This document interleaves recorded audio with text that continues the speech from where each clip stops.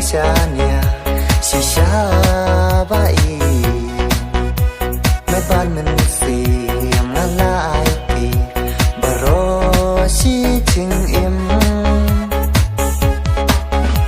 me ban men si ngala ai pi baro si ting im men ban sim tang happy ngachnya tali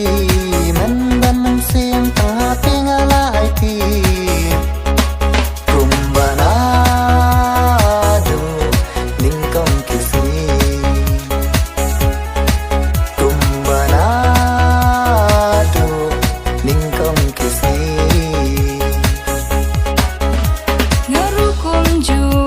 shisha bain melaban nim klem mapi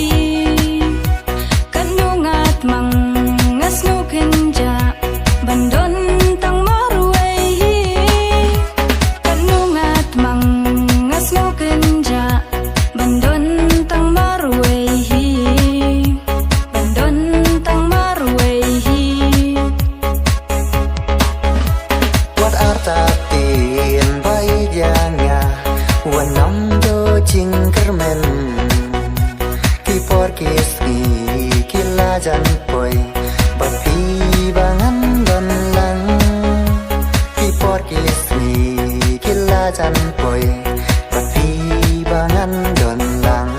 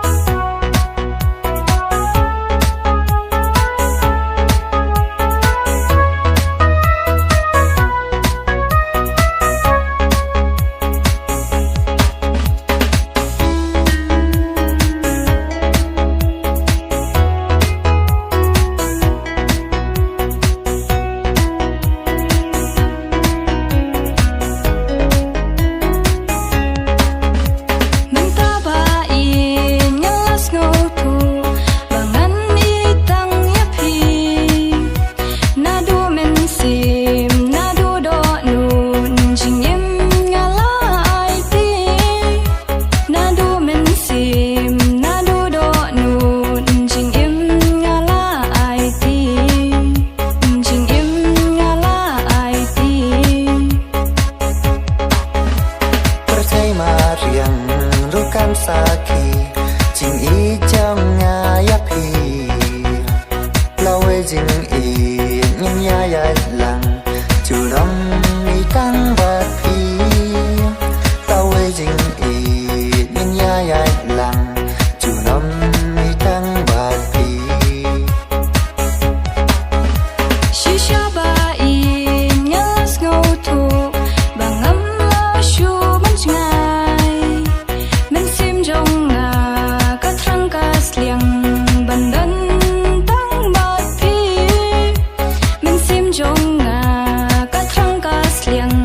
bandan tang bat pi bandan tang bat pi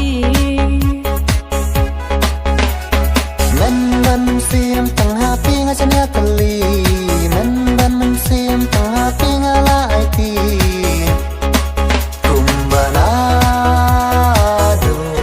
ningkong kisi